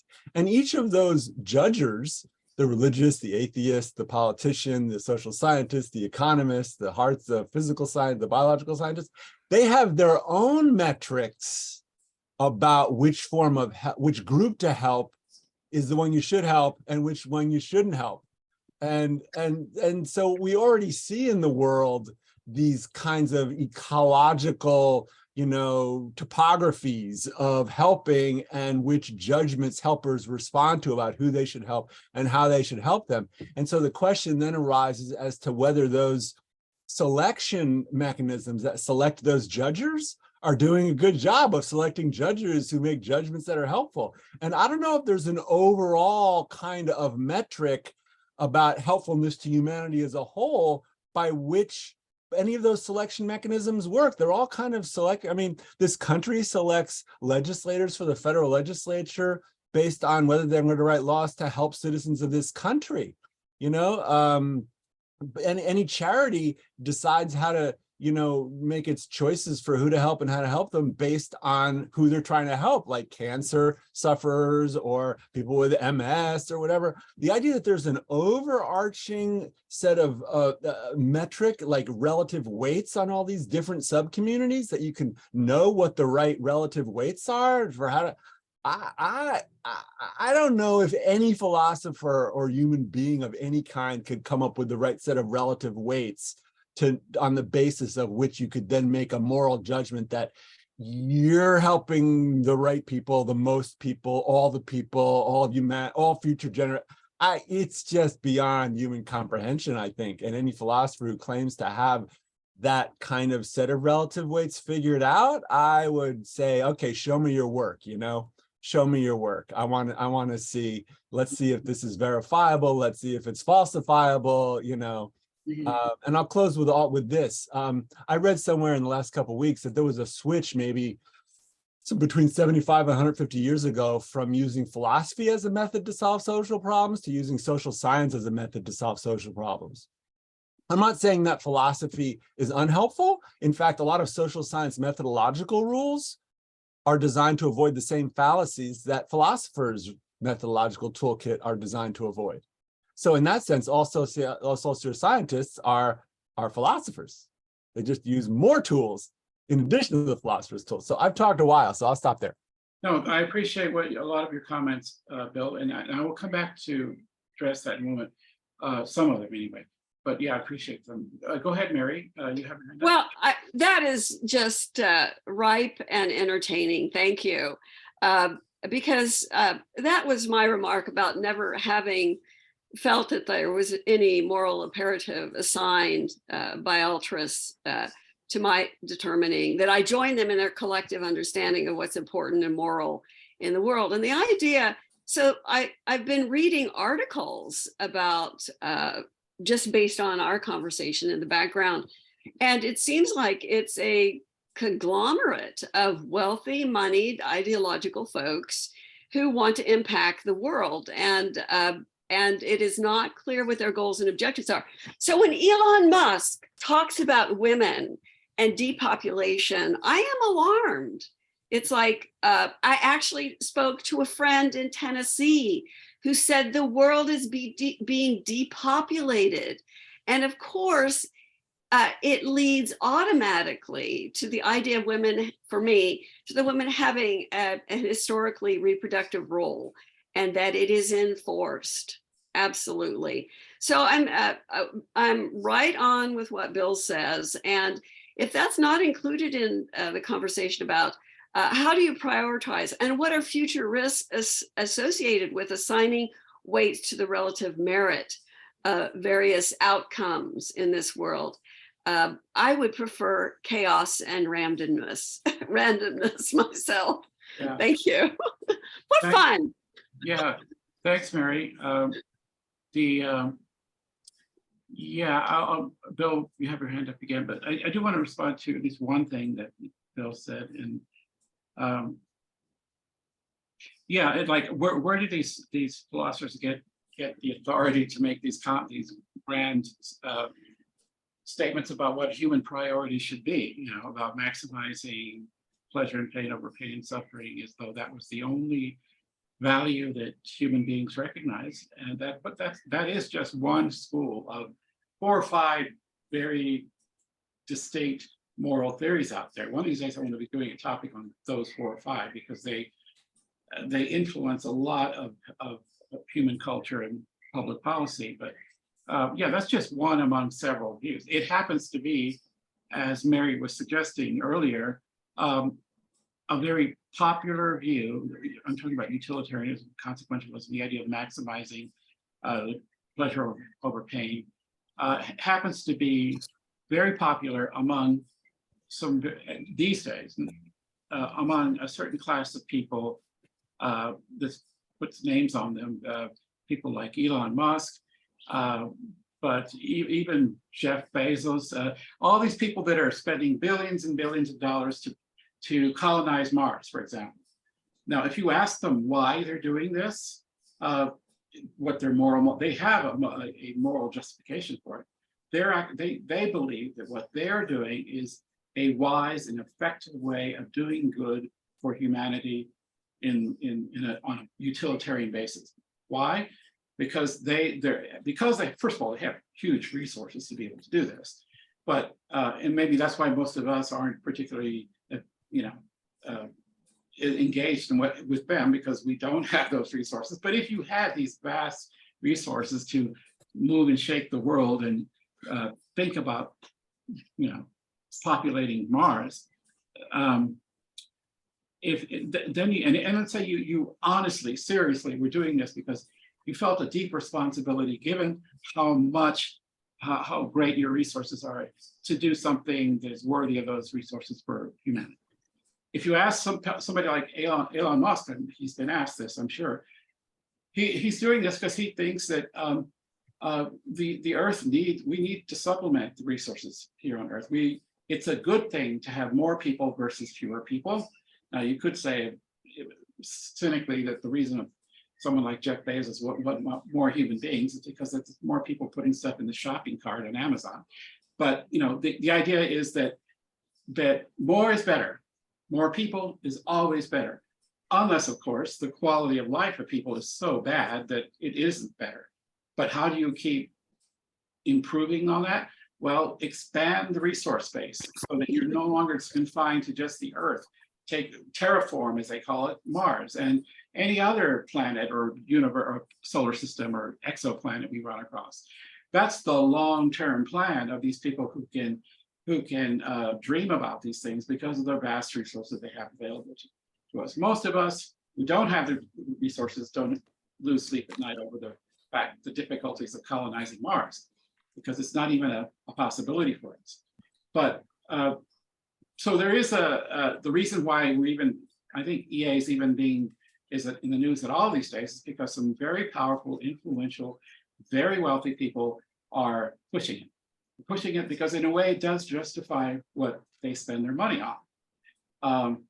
If the rest of us, we have to think more locally and short term, and I have so much money to spend, I can either do this or that with it, but we can't be thinking this grand cosmic way in which people like Elon Musk and Jeff Bezos and many others, in fact, not many others, but a handful of others are doing. As far as why do philosophers, where do they get on this justification for thinking that they're in a position to tell everybody else what the moral a world should look like.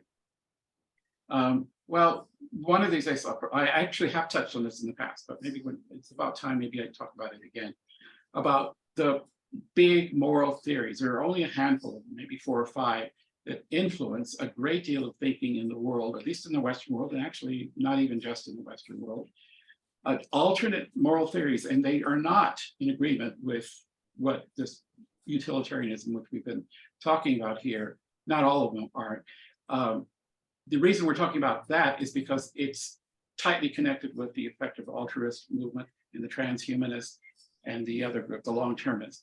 They're all, the foreverists in general are this type of thinker. They're very concerned about consequences and maximizing good and minimizing bad. And that isn't the only way to think about morality. There's a Kantian way, which has nothing to do with, not concerned with the consequences at all, but people's motivations. What is behind your motivation for doing what you're doing, no matter the consequences? That would be a totally different moral view. And then there's a third view called virtue theory that goes all the way back to Aristotle that Michael used to speak a lot about, who don't have a single principle. Their view is the right thing to do is that which the most well-regarded members of your community think is the right thing to do. In other words, look to role models, people that everybody around you looks up to, imitate them, and that is what you ought to be doing. It's maybe that way of thinking worked well in ancient Athens when you had a small community of people where you didn't interact with a huge population. Maybe that worked very well because it was largely about getting along with the community of people you live with, you have to deal with every day. When that community was very small. But that theory, even though it's ancient, is still, as a practical matter, does guide a lot of human behavior day to day. Most of the time we do make decisions the way we make them because we're thinking about how is this going to affect me, the people around me, the people I care about, and then maybe secondarily about people that I don't know that are further away from me. That actually does describe how people actually behave, but it's not a very principled way, and it can justify a lot of bad things like slavery, like the Nazi Germany's treatment of Jews. If the people around you all think that Jews are subhuman, well, then you ought to think they're subhuman too. That's one of the criticisms of that view. But it's not the only view. And there's a fourth one too, but I won't get into all of those because we'll talk about that in another time. But just to Bill's point about why do philosophers think that they're in a position to tell people what the moral theory is? Well, they fight among themselves all the time. And but as I said, there's these competing theories. And it could be there's no, and we're talking about normative theories that are trying to tell people what they ought to do. They're not predicting what they will do. That's a scientific question. That's about, well, look at past history. That'll tell you what people are going to do. They're going to do what they did in the past, because that's what science tells us, how science works. You have to look to observe, conduct experiments, and then draw conclusions from that. But real science isn't supposed to be telling you what ought to be true. It's supposed to be telling you what is true to the best of their ability to figure it out, given the evidence they have to work with. But that still doesn't tell you what ought to happen. It tells you what is happening, what might happen, not what ought to happen. And that's where the moral theorizing comes into play. Go ahead, Bill. You had your hand up. Okay. Yeah. Is Michael first? Yeah. Michael, okay, go ahead, Michael. Okay. Well,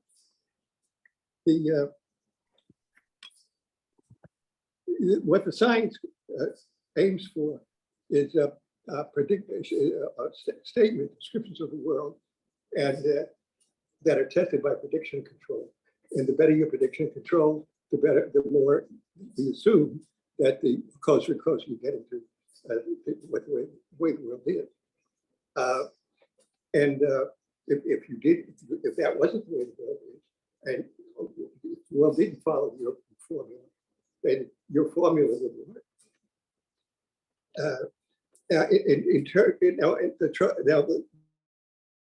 The trouble with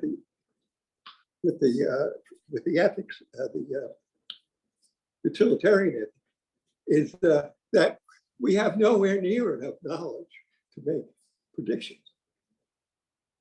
because the world is so enormous, so very large, and we're very tiny.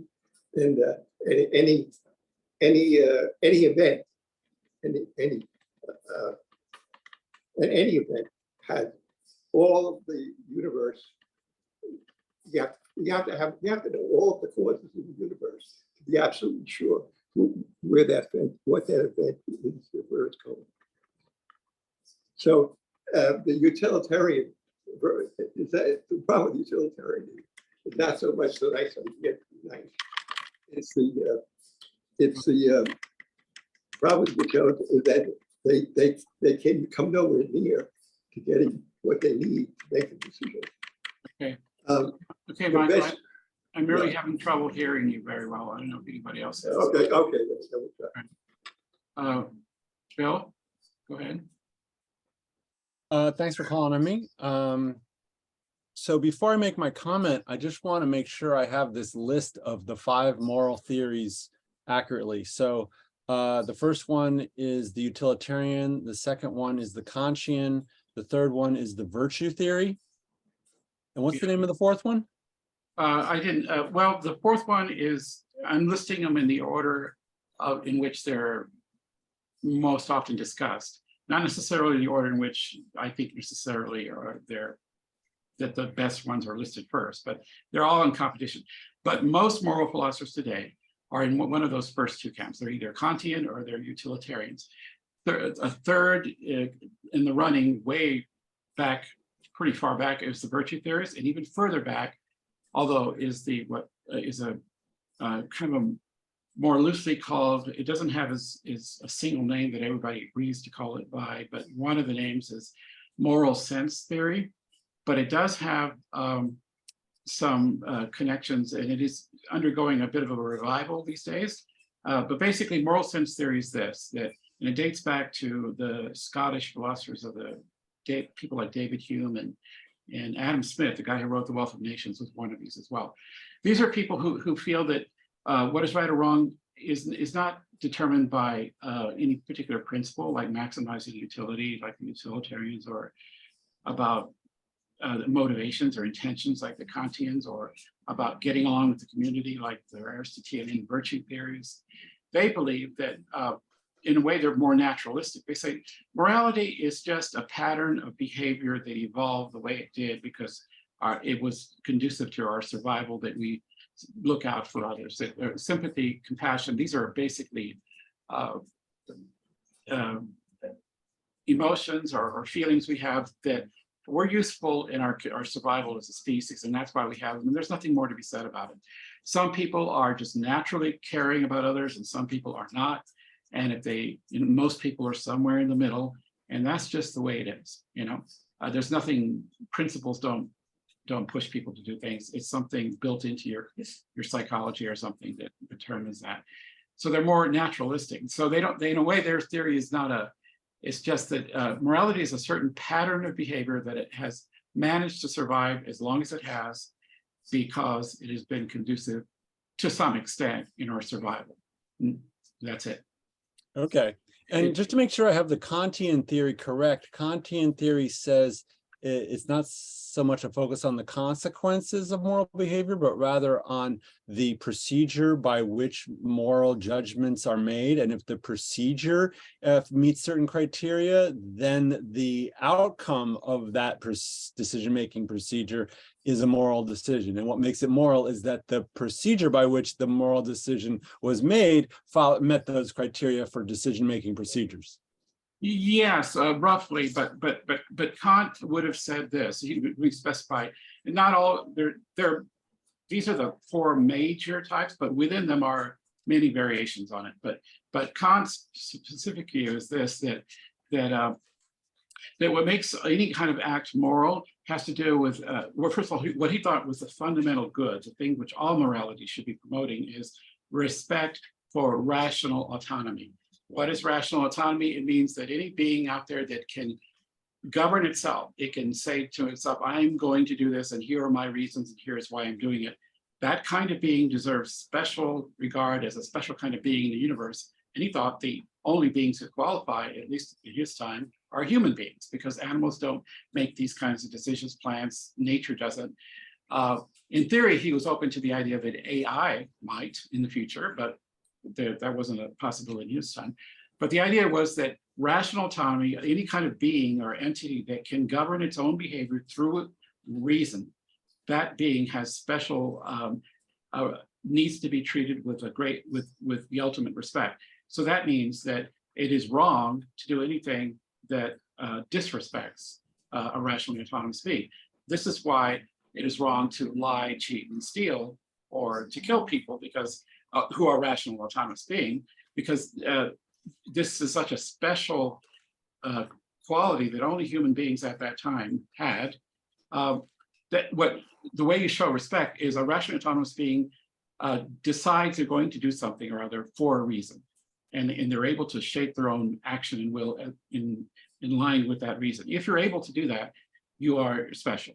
Otherwise, you're an animal, you're an infant, you're unable to fully, you're not in control of your life. Your strings are being pulled by your environment.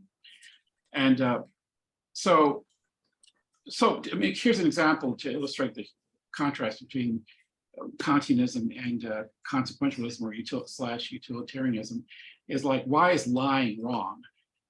For Kant, to lie to someone, and he was very famously rigorous about it, strict about it. He says lying was always wrong. It's always wrong, no matter what, because unless you were lying to some being who wasn't a rationally autonomous being, like your dog or an infant or a child. But lying is wrong when the person you're lying to is a rationally autonomous being, because you're depriving that person of the knowledge they need to know in order to make decisions, like what to believe. And by that's the ultimate in disrespect.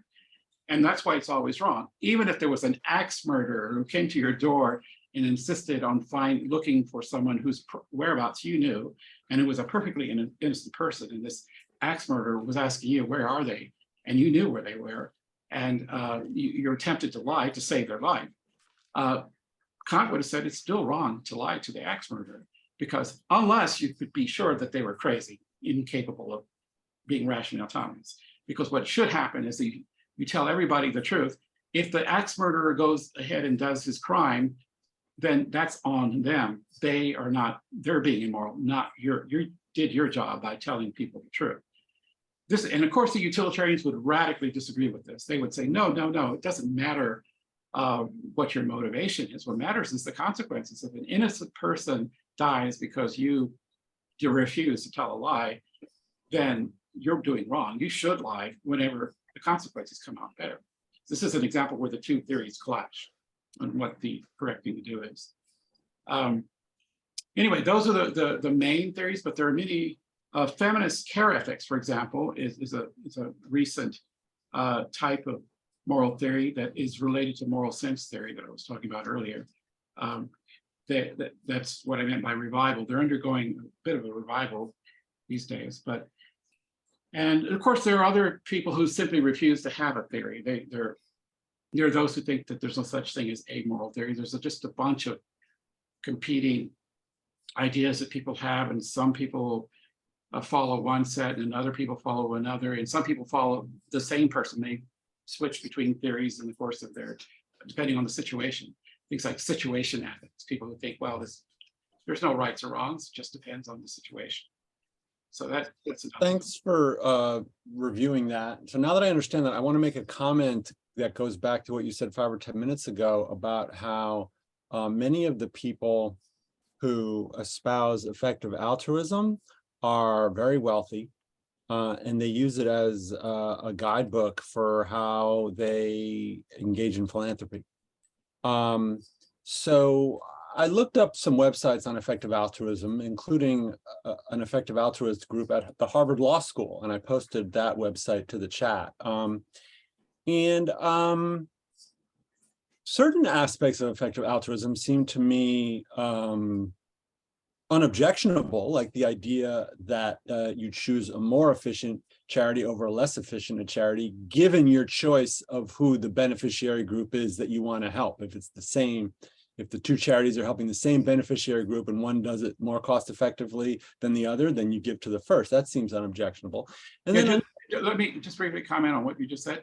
That part of effective altruism is not controversial, even among people who are not altruist.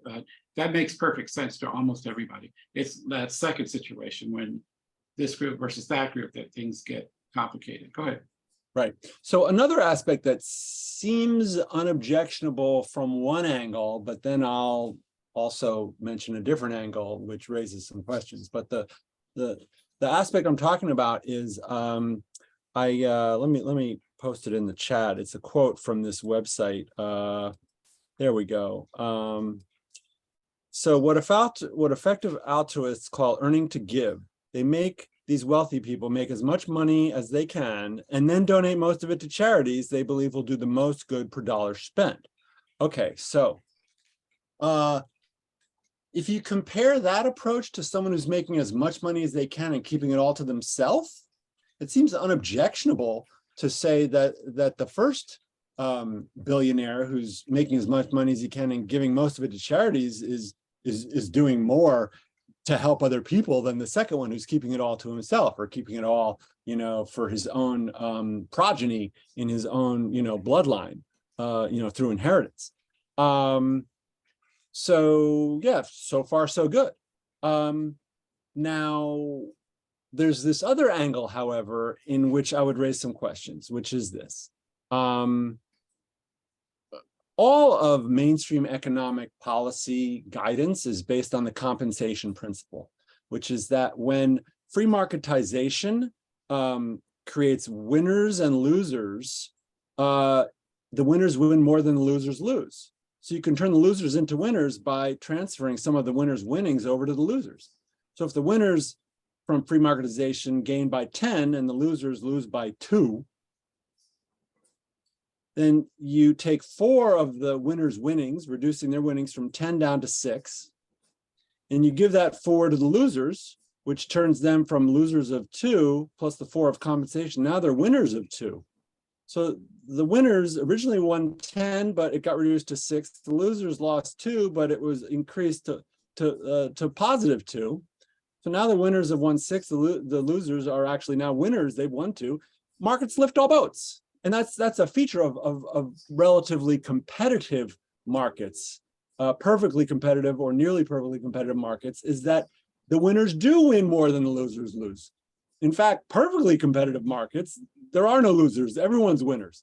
But highly competitive markets, the winners win more than the losers lose. And so that compensation that I just described can occur in a way that everyone's winners after the compensation occurs, and that's the compensation principle. And then markets lift all boats. Okay, so far so good. And then the next question is, who's performing the compensation? Well, if it's a government who's taxing the winners to fund programs for the losers to turn them into winners, then you've got a government doing the work of the compensation. But what happens if the government does not have the capacity, or voters and conservative politicians do not have the inclination to do these compensation schemes? Then you have a situation that we've encountered in the last 20, 30, 40 years in this country and in other OECD countries in Europe, which is that the winners from free marketization, for example, free tradeization, are winning a lot, and the losers are losing, like workers who used to work in industrial states like Ohio and Indiana who lost their jobs to outsourcing to Asia. And they're losing, and the government is not doing any compensation schemes because conservative ideology says that that's socialism or whatever, even though actually it's the analytical foundation of mainstream conservative economics. So then the losers remain losers economically. And many millions of working and lower middle class families in the industrial Midwest have seen dramatic decreases in their income, their life earnings, and the opportunities for their children. So there's a lot of economic losers and a lot of grievances. And so this brings us back to effective altruism. So one approach to the data on economic dislocation and economic inequality that in the Midwest and other places that have deindustrialized in the United States, one approach is the approach taken by the Liberal Party in this country, which is to say, let's involve the government increase taxes on those who have gained so much from globalization in order to fund programs for those who have lost from globalization. And that's in keeping with, the compensation principle and standard mainstream economics. But the conservative party in this country says, no, that's socialism. And so then what effective altruists of the billionaire variety say, and backed by some economists who are saying this as well, is they're saying, well, we've got alternative ways to help the losers from globalization than government tax and spend programs. We've got effective altruism. We've got the fact that our economy produces a wider variety of goods, so that even if a person's income has gone down, if you measure their welfare in terms of the variety of goods they have access to with their remaining income, you can argue that they're not losers on this different metric of welfare.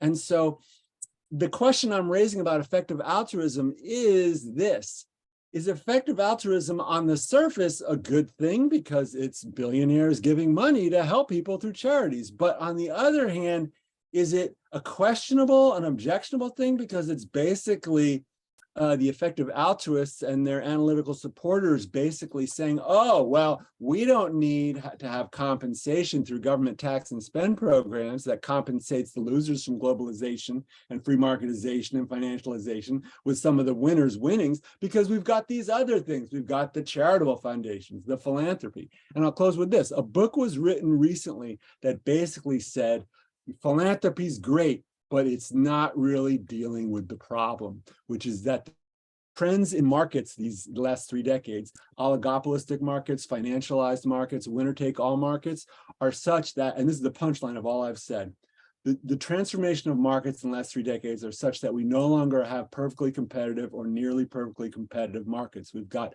uncompetitive markets, oligopolistic, monopolistic, winner-take-all markets, financialized markets that create winners and losers, and the losers are just plain losing from markets, and they're rebelling at the ballot box and electing neo-fascists like Trump, who make promises that they can't keep, like bringing back 10 million jobs from Asia, et cetera. And what the effective altruists are saying when they're saying, we can have charity that solves these problems, is they're putting window dressing on a fundamental problem that charity cannot solve, that philanthropy cannot solve. And they're kind of, in a way, they're kind of solving their own consciousness, their own consciences, solving SALVING with this kind of mantra that, oh, we're giving back, but really what's happened is it's predatorial capitalism. What Right. Some on the left and even some on the moderate right, and I'm a moderate conservative myself, are calling predatory capitalism, which is that the winners win at the expense of the losers, and not all boats are lifted. The losers are left losers by these kinds of markets. And so from that perspective, effective altruism is really just a cop-out. Mhm. Thanks, Phil. I agree with a lot of what you're saying. I think that what you're giving is I think the practical motivation of some of these people isn't anything to do with morality. It's to do, this is a way of, like you said, window dressing, to cover up, to make themselves feel better about themselves, and to make other people think they're doing good. Getting richer is good. It's basically their message. Can I make a quick addendum to what I just said? Sure, It's not just window dressing and solving their own moral consciousnesses. It's political deflection. It's literally saying to those lower income and lower middle income conservative voters who are thinking about defecting to voting for Democratic Party candidates, it's saying to them, oh, wait, don't worry, we've got your back. We've got a lot of product variety in today's capitalist economy. We got a lot of charity, a lot of philanthropy. We've got your back. It's all working out to your benefit. Stick with us. It's a political rhetorical strategy to say, you don't need to defect to the socialists. You can stick with us. We'll work it out for you some way. We'll get you a charity that's very efficient, et cetera, et cetera. And so it's political strategy.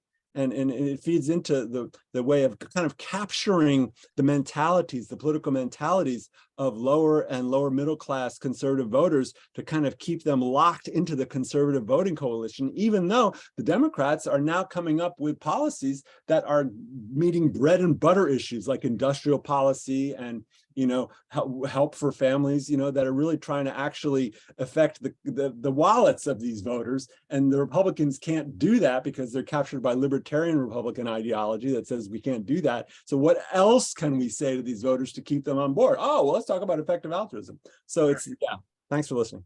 Okay, thanks. James, you had your hand up. Do you still want to say something, or still there? Okay. All right. Does anybody else have any? Anything else? Go ahead, James. I just want to respond to the issue of philosophy and that the idea that philosophy shouldn't have the priority or authority to determine how people should practice their express their altruistic feelings, because I think that the whole decision about whether there is such a thing as altruism or philanthropy that is effective, is arrived at through philosophy, right? And especially like moral philosophy, you arrive at that through philosophy to think about these issues that you can incorporate into your thinking. And so, I mean, you could say, well, it's the social scientists or other engineers could do as well, but do they really think about these wider issues to make an appropriate decision? Because I think the philosophy is supposed to take into consideration all the other scientific information and ways of thinking about these kind of issues that can help the person decide on whether altruism is really a way of acting, a way of acting from an altruistic manner as a way of behavior. So I just wanted to raise that question. Mm-hmm. So, I'm sorry, what was the question again, James? Could you spell it out? Yeah, the question was in the importance of philosophers. Why would the philosopher have any should have any Special priority in dictating or in suggesting or in telling people how they should express themselves altruistically or not at all, And I think that kind of issue of altruism is even arrived at by way of philosophy, because you have people who don't believe in altruism. There is no such thing as real true altruism. So so it is arrived at by way of philosophy. Right. Okay. All right. Well, I know that I'm going to make one last comment, unless someone else wants to say something. And I mean, most moral theories, in fact, all of them except for possibly that fourth one I mentioned, moral sense theory, they all assume something about our human psychology, that we are, the term they use is we're psychological egoists. And what that means is that by nature, you can expect that people will look out for their own interests first before they look out for anybody else's interests. This is the common denominator of human, this is built into us. And it's what the purpose of moral philosophy is, to counter that that's a natural impulse, is to counter it with reasons to reshape that natural tendency to be selfish and be in a more other regarding way, to be concerned about others by offering reasons to convince yourself. If you're a consequentialist or a utilitarian, then they're trying to convince you to believe that it's the well-being of the greatest number that matters, and maximizing their well-being over the pain and suffering. And that is what our quote rational person would do. And if you're not behaving that way, then you're being basically selfish. But I'm making it, oversimplifying it, but that's the basic idea. And this is true about the other theories as well, except although they, with that exception of that last one, moral sense theory, which is one that makes it a little different from the others, because it assumes some people think that that's not correct, that we're not psychological egoists. Some people think that we're looking at the negative side. We should be looking at the positive side, that all people, to some degree or other, true, some more than others and some very little, but most people are genuinely sympathetic and empathetic and altruistic and are concerned about the well-being of the people around them.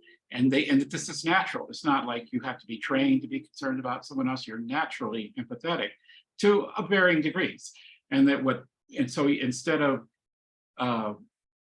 trying to discipline our selfish instincts, what they suggest is we should, in a positive, constructive way, nourish or encourage the positive ones. We're naturally caring about other people, and if we could just nurture that idea without, the whip of morality, whipping you over the head because you're not maximizing good consequences, or you're not showing respect for the rational autonomy of others, or disputing the authority of the community role models or whatever. They think instead just make people encourage, nurture our natural tendency to care about each other. So it's a much more positive view of morality. Anyway, but they tend not to be psychological egoists. They said they would take a look at the more, they emphasize the more positive aspects of human nature. And one of the problems with that view, though, is what do you do with people who have zero empathy or zero concern for anyone else? And David Hume, one of the famous moral sense theorists, who was in favor of who was very optimistic about human nature in general.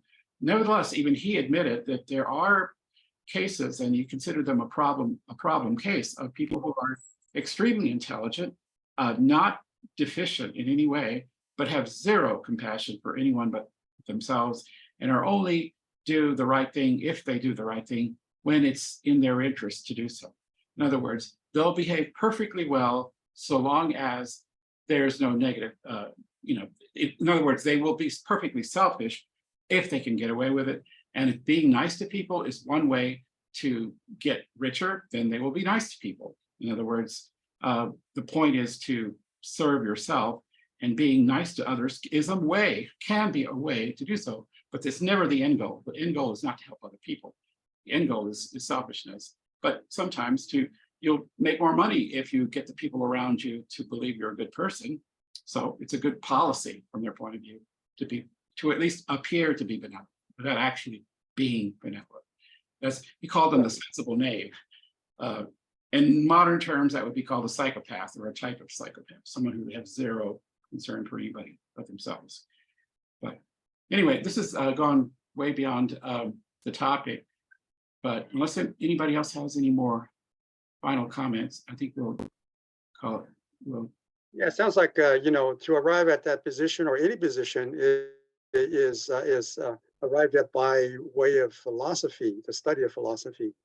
And so I don't think there's one answer to human nature. That maybe it's because you have to acknowledge that we do have a sense of free agency, that we can decide on what is good for us, for yourself, and what's good for others.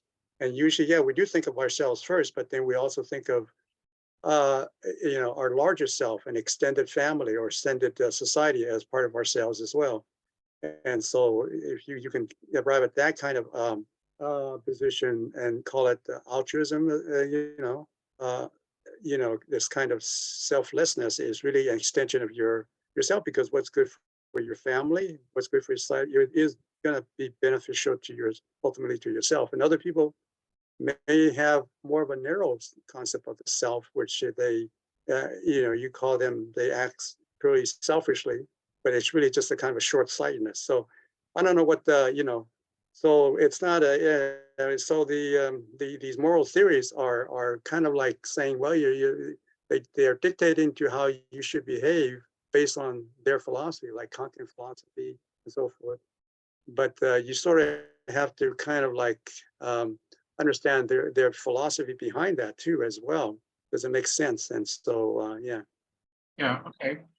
Yeah, and in the past, we actually have done topics deliberately focused on like Kantianism and utilitarianism and some of the other theories too. And then we'll probably end up doing a survey of these in the future again, because to understand where philosophers come down on a lot of, like, for example, the issue today on population ethics is in the background of it all are certain theories of what is right or wrong.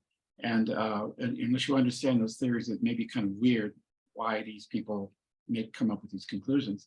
But it's because they're driven by a set of fundamental principles that different philosophers are wedded to, that they think that this is the correct way to measure goodness and badness in the world. And to understand some of their strange consequences, you have to sort of understand where they're coming from and why they're coming from there. I mean, what's to be said in favor of their view and what can be said against it. And that's the push and pull of what philosophy is all about. Okay, well, okay, I'm going to go ahead and end it for today, but I appreciate everybody who's here, especially everybody who's stayed here till the end. Next month, the topic's going to be on rationalization. And what's the difference between rationalization and giving good reasons for something? Or is there a difference? And is there such a thing as being immune to rationalization? Are there, for example, is rationalization just something that stupid people do, or it can very highly expert people be rationalizing about things? That there are controversies around all of that, these kinds of questions, which we'll be talking about next time. All right. Hey, Victor? Yeah. Yeah, go ahead. I just want to put in a vote for the selection of future topics. I would vote for more topics in economic philosophy or the philosophy of economics, similar to, today's topic was kind of on the philosophy of economics from a certain angle as well. So I would vote for more of that in the future if you're interested.